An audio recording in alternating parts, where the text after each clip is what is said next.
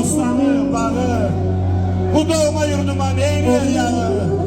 Elburus değil balaca körpemiz babet sayağı. Sanma ki bükülerimizi derderin. Sağlam böyüdürdü bu torpaq bizi. Geniş yaralıqdı ürəyimizi. Ay müəllim, bu dostun balı olan salamlar sizi.